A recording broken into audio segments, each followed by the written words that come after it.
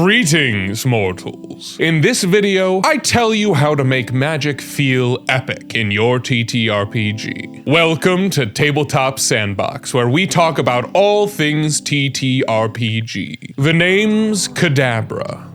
Abracadabra.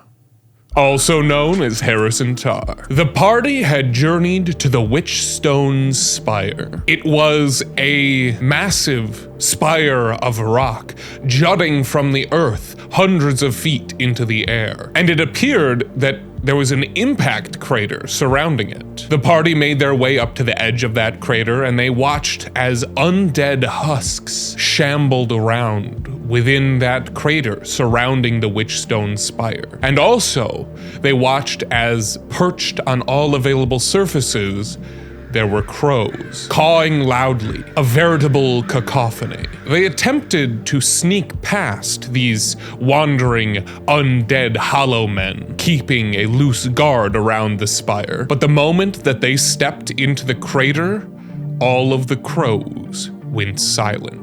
They continued their stealth as best they could, but halfway across, they were detected by these undead, emaciated creatures and pursued. They ran to the base of the Witchstone spire where there was a platform about 15 feet high. One by one, they boosted and scrambled up onto the surface, out of reach of the hollow men. But the last one, an adventurer named Gweston, was caught unawares as they slammed him against the wall and tried to bite him with ever-hungry dead eyes. He managed to shove them off and was pulled to safety by his friends. The party then looked up at this massive spire and realized that they were in for a bit of free climbing. They began arduously climbing the stone walls to reach the next platform available to them, the next ledge where they could take a moment to breathe. They climbed up 1, 2, 3 ledges, and when they got to this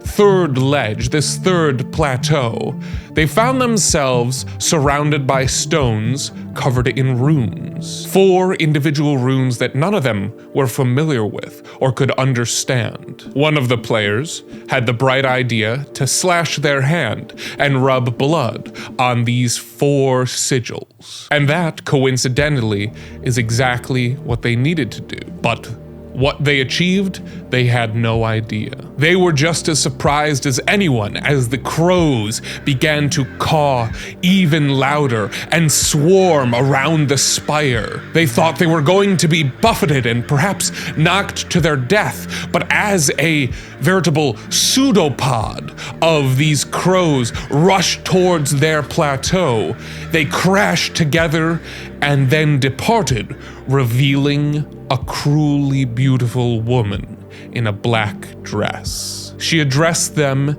and asked them if they were there to serve or challenge her master, Raum.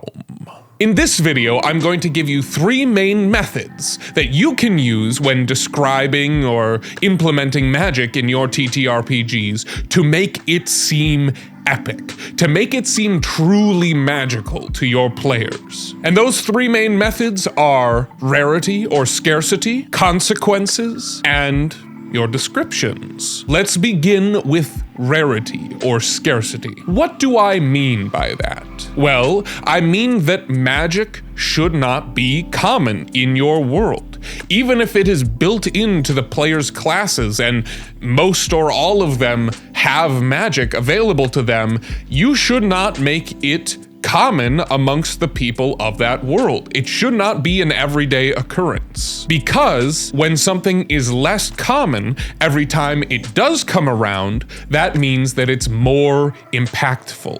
It's more memorable. And if you're playing in a game where magic isn't readily available to the player characters, then that might make magic in your world genuinely mysterious. Now, this might not seem feasible in a game like 5e, where the players are very magical, or the player characters. I hope your players are also magical, but there is a way to make magic feel scarce and rare and mysterious in 5e. First, you have to make sure that normal people don't have access to it. Second, you might even think of implementing magic that is not rules as written, doing some homebrewing or even just some storytelling that implements magic that your players are not familiar with or doesn't really exist according to the rules of 5e. By not exactly breaking the rules, but by adding to those rules,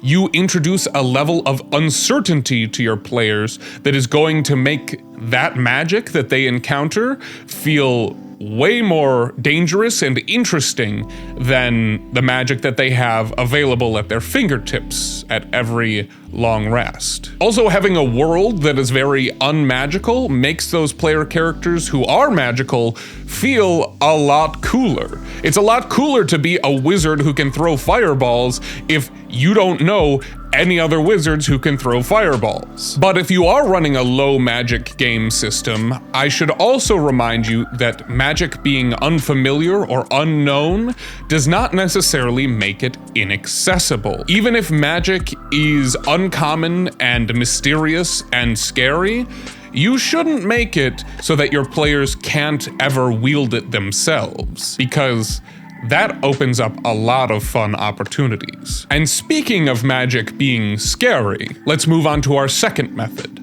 consequences. All good magic systems have a cost for doing magic. Whether this be spell slots, like in 5e, or fatigue, like in Cairn, or stress in Blades in the Dark, or if you want to go more literary, Stormlight in the Stormlight Archive, or a person's iris being filled up with color in the Lightbringer series, which then when their iris is completely filled, it shatters and they go mad. It could even be just an investment cost. You have to study for this many years to become competent at casting magical spells, and the more complex or powerful the spell, the longer time you have to devote to studying. My point is that magic shouldn't come easy or cheap. It should always have a cost or a consequence, either on the front end or on the back end, or maybe both. This also means to me that there should be no such thing as small magic. This is something like cantrips in D&D 5e, or in the Harry Potter series where everyone can just do anything and completely break the laws of physics just because they pronounced the words right and did a little swish and flick with their wand. Please don't come for me, Harry Potter fan base. But I think when you run it in your TTRPG, magic should always be big and have big consequences. And that works in the positive as well as the negative. If you are doing a blood ritual to kill somebody and you successfully complete that blood ritual, then that person should die. And I would argue that they should die spectacularly.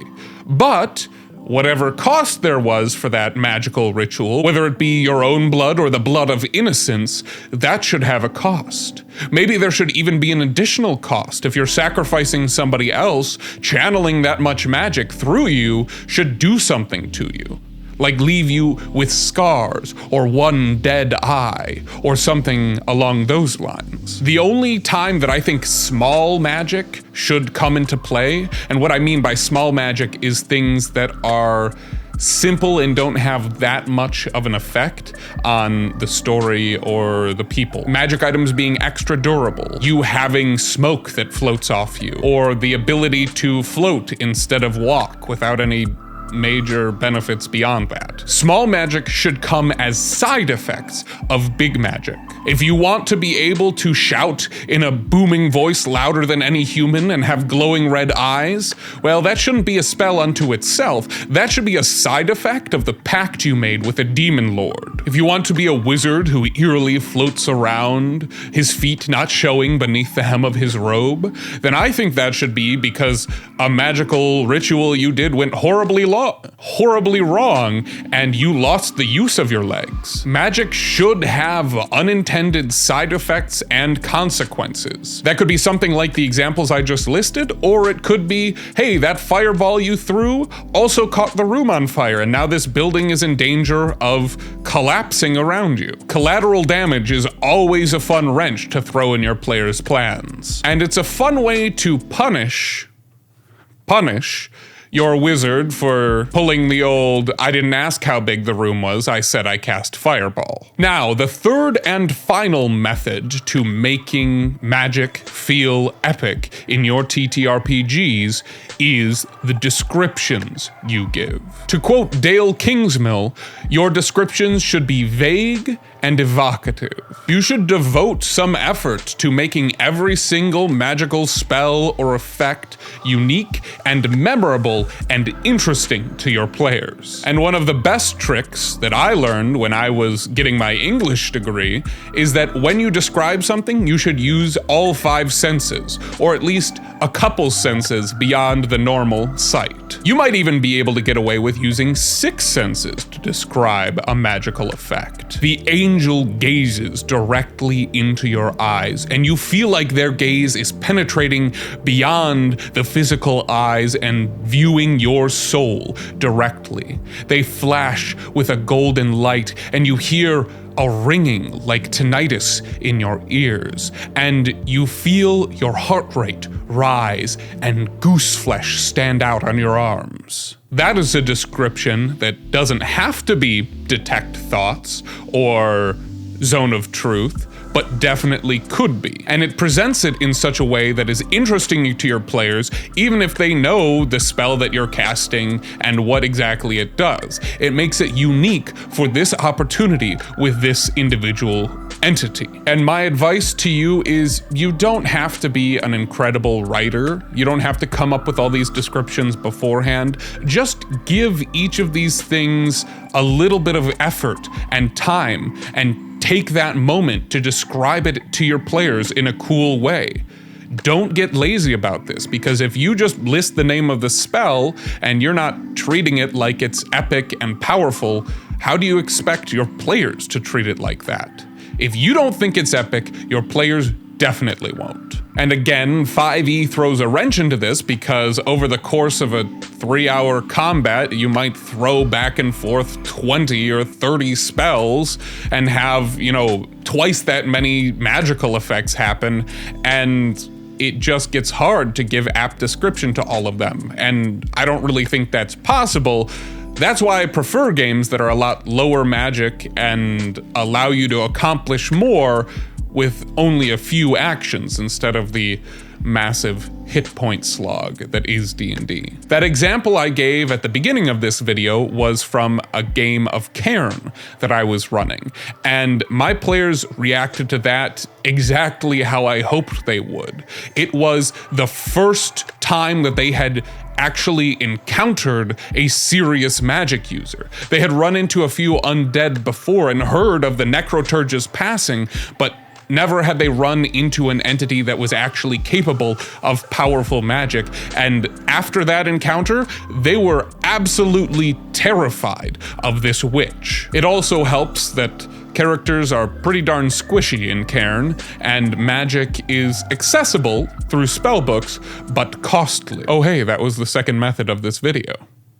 To recap, in order to make magic feel epic in your TTRPG, you should make it scarce and rare for the players to come across, or if the players are magical, you should make it so their magic is more impactful and interesting to the rest of the world than being mundane, almost. I know that's kind of ironic, but if everybody's magic, then is anybody? Next, you should have consequences for your magic. That's big magic, big consequences, big effects, big collateral damage, big interesting side effects that you can just kind of throw in like an air freshener in a new car, and collateral damage to make your players' actions and magic have consequences. And you should take the time to give an epic description for your magic. It doesn't have to be about, having excellent prose or being a poet. It's just taking that time and committing that effort to show your players that you think what's happening is epic. And that is usually enough to get them super invested in what's happening right now.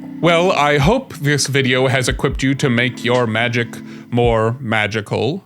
If you completely disagree with this, or have some comments on errors I made, let me know in the comments below. Also, if you thought this was cool and you got some good ideas, I'd appreciate those positive comments too. Subscribe so you don't miss the next excellent piece of content this channel puts out. And good night, mortals.